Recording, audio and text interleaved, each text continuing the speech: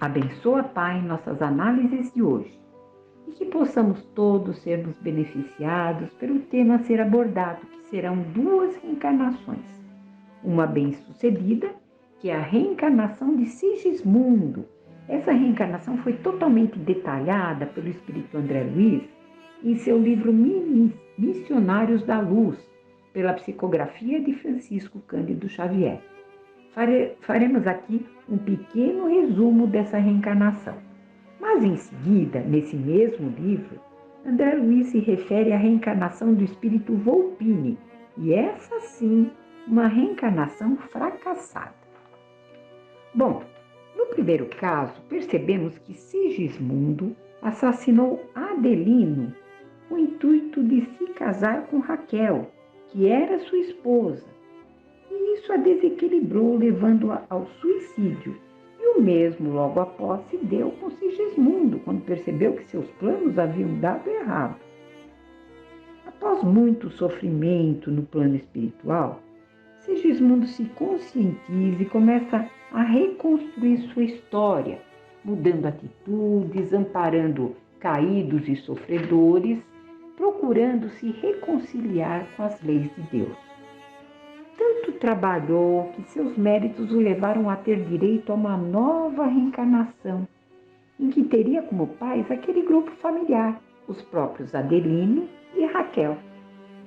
Após muitas dificuldades e lutas, em que Adelino relutava em tê-lo como filho, em recebê-lo como filho, mas os espíritos de luz mostraram àquele casal a importância daquela união familiar.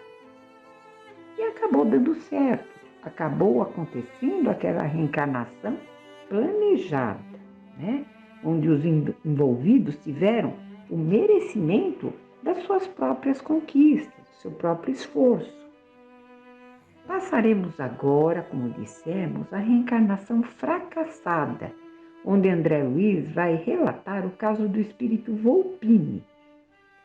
Então, o orientador Alexandre, que acompanhava André Luiz na outra reencarnação, ele pede ao diretor Apuleio o seu concurso, para que André Luiz pudesse consolidar seus ensinamentos sobre reencarnação recebidos até aquele momento. E vamos à leitura. Aqui o orientador pedindo para o diretor Apuleio.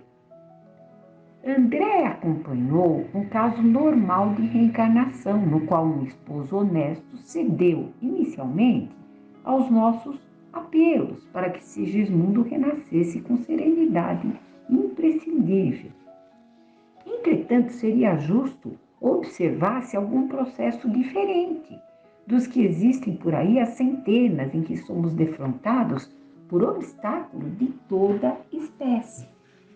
Não terá você presentemente um caso dessa ordem, no qual André possa recolher lições precisas? Temos sim, esclareceu Apuleio atenciosamente. Temos o caso Volpini. Creiam que tudo movimentamos no setor de assistência para evitar o fracasso do trabalho. Entretanto, tenho essa experiência do Volpini por absolutamente impraticável. Enquanto os desequilíbrios se localizam na esfera paternal ou procedem da influência de entidades malignas, simplesmente, há recursos a interpor. No entanto, se a desarmonia parte do campo materno, é muito difícil estabelecer proteção eficiente. A pobre criatura, por 2 vezes sucessivas, provocou o aborto inconsciente pelo excesso de leviandades e atualmente será vítima das próprias irreflexões pela 3ª vez, segundo parece. Em vão temos oferecido o socorro de que podemos dispor. A infeliz deixou-se empolgar pela ideia de gozar a vida e irmanou-se a entidades desencarnadas da pior espécie, que parecem acentuar os seus planos sombrios, separaram-na do próprio companheiro ansiosas por lhe precipitarem o coração na esfera das emoções baixas. Volpini atingiu agora o 7º mês da gestação da nova forma física, mas a noite próxima será decisiva para ele. Já recebi um apelo dos colaboradores que ficaram nas imediações do caso, em serviço ativo, no sentido de evitar certas extravagâncias da própria mãe, projetadas para hoje. Entretanto, não creio sejamos por ela obedecidos. A organização fetal não se encontra em condições de suportar novos desequilíbrios. E se a pobrezinha não despertar para o dever, abrirá ainda hoje uma terceira falência, quer dizer, um terceiro aborto. Se André puder vir comigo, dar-nos-á muito prazer. Com efeito, à noitinha chegávamos, Apuleio, 2 companheiros dele e eu, a uma residência confortável e de aparência distinta. O grande relógio de parede mostrava 19h55. Seguindo o diretor, penetramos um aposento bem mobiliado, no qual se encontravam 3 entidades desencarnadas de horrenda figura, que, em virtude do baixo padrão vibratório, não perceberam a nossa presença. Conversavam entre si, combinando medidas detestáveis que não cabe aqui relacionar. A certa altura da palestra, porém, referiam-se ao caso da reencarnação de maneira franca. Não sei, comentou um daqueles perversos inimigos do bem, não sei por que a arte infernal vem resistindo o intruso que seria o reencarnante, Volpini, não sei por que ele tem resistido, despejá-lo-emos na primeira oportunidade. Quando isso ocorre, disse outro, é que há mãos trabalhando por trás, mãos de anjos. Pois que vão para o inferno, exclamou o que parecia mais cruel. Veremos quem pode mais. Cesarina, que era a mãe, já nos pertence 90%. Atende perfeitamente aos nossos propósitos. Porque um filho intrujão em nossos planos é preciso combater até o fim. No entanto, considerou o terceiro, que até então se mantinha em silêncio. Há mais de 6 meses estamos trabalhando em vão por alijá-lo, por expulsar o Volpini daquele vento. Temos, porém, conseguido muito, tornou mais revoltado. Não creio que ele se possa aguentar por muito tempo. Talvez hoje façamos o resto. Um filho viria a roubar-nos, talvez, a boa companheira com que contamos agora. Todas as atenções dela convergiriam para ele, e o nosso prejuízo seria enorme. Mas se existem mãos de anjo trabalhando, temos também mãos de demônios para agir. Já vencemos 2 vezes, por que não vencer agora igualmente? Então, eles já haviam contribuído nos 2 abortos, agora seria pela terceira vez, né? A incumbência, o que eles estavam tentando. Continuando. E se o filho vier, considerou um dos interlocutores, certamente virá o esposo de regresso, que eles conseguiram separar também. Não poderemos conservá-lo à distância por mais tempo, caso isso se verifique. Isso nunca, respondeu o adversário mais feroz, com inflexão sinistra. Reconheci que a residência de Adelino, primeira reencarnação, se enchia diariamente de afeições do plano espiritual. E perguntei, mas a futura mãe, no caso a Cesarina, ela não dispõe de relações em nossa esfera? Sempre temos bons amigos na zona superior àquela em que nos encontramos. Todavia, em certas circunstâncias, afastamos-nos voluntariamente deles. Cesarina poderia contar com diversas amizades, no entanto, ela mesma se incumbe de obrigá-las à ausência. Impressionado, considerei. Não terá ela, contudo, um pai ou mãe em nossos círculos espirituais que tome a si o sacrifício de defendê-la? Tem um pai que a estima com extremos de afeto, esclareceu o diretor. No entanto, sofria imerecidamente pela filha leviana e grosseira, e tanto padeceu por ela que os seus superiores em nossa colônia espiritual submeteram-no a tratamento para esquecimento temporário da filha querida, até que ele possa se recordar e aproximar dela sem angústias emotivas. O assunto era novo para mim, diz André Luiz. Havia então recursos para aplicação do esquecimento no mundo das almas? Apuleio sorriu bondoso e falou: não tenha dúvida. Em nossa esfera, a dureza e a ingratidão não podem perseguir o amor puro. Quando as almas reencarnadas se revelam impermeáveis ao reconhecimento e à compreensão, distanciamo-nos delas naturalmente, ainda mesmo quando encerrem para nós valiosas joias do coração, até que se integrem no conhecimento das leis de Deus e se disponham a segui-las em nossa companhia. Quando somos fracos, porém, embora muito amoráveis, e não nos sentimos com a precisa coragem para o afastamento necessário, se merecemos o auxílio de nossos maiores, somos favorecidos com o tratamento magnético que opera em nós o esquecimento passageiro. Enquanto a senhora se sentava à frente do grande espelho, dando início a complicados arranjos de apresentação festiva, os cooperadores de Apuleio se aproximavam, saudando-nos atenciosos. Infelizmente, disse um deles ao chefe, a situação é muito grave. É impossível prosseguir em nosso esforço de assistência com êxito desejável. Nossa irmã afunda-se cada vez mais nos desequilíbrios destruidores. Unindo-se voluntariamente, indicou as entidades viciosas que a cercavam. Unindo-se voluntariamente a esses adversários infelizes, entrega-se agora a prazeres e abusos de toda sorte.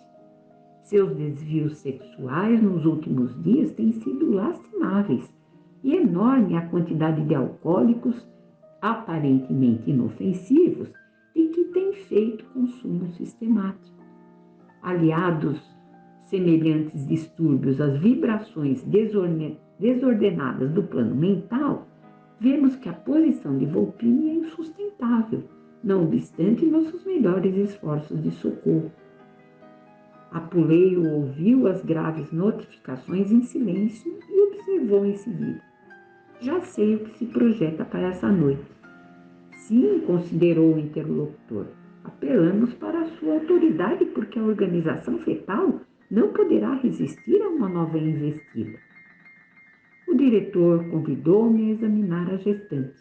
Ao lado dela, permaneciam as entidades inferiores a que me referi, que demonstravam absoluta ignorância de nossa presença. Fixei minha atenção no feto, auxiliado pelo chefe dos construtores, mas não pude esconder minha surpresa e compaixão. O caso Volpini era muito diferente do processo de encarnação verificado em casa de Raquel. A forma física embrionária demonstrava manchas violáceas, revelando-me dilacerações. Pequeninos monstros, somente perceptíveis ao nosso olhar, nadavam no líquido amniótico, invadindo o cordão umbilical e apropriando-se da maior parte do delicado alimento reservado ao corpo em formação. Toda a placenta era assediada por eles, provocando-me terrível impressão. Percebi pela intensa anormalidade dos órgãos geradores que o aborto não poderia demorar-se. Apuleio igualmente, endereçando-me expressivo gesto com a cabeça, acusava forte preocupação. Abandonou subitamente o exame e falou-nos. Se a infeliz obcecada pelos prazeres criminosos não se detiver nessa noite, A organização fetal será expelida até amanhã. Depois de pensar alguns momentos, salientou: tentarei o derradeiro recurso. Apuleio dirigiu-se ao interior doméstico e voltou, seguido de uma senhora idosa. Essa, disse-me ele, indicando-a, é a dona da casa e velha amiga de Cesarina, suscetível de receber-nos a influenciação. Aproveitar-lhe-ei o concurso para que a nossa desventurada irmã de futuro não possa dizer que lhe faltou alguma assistência e conselho adequado.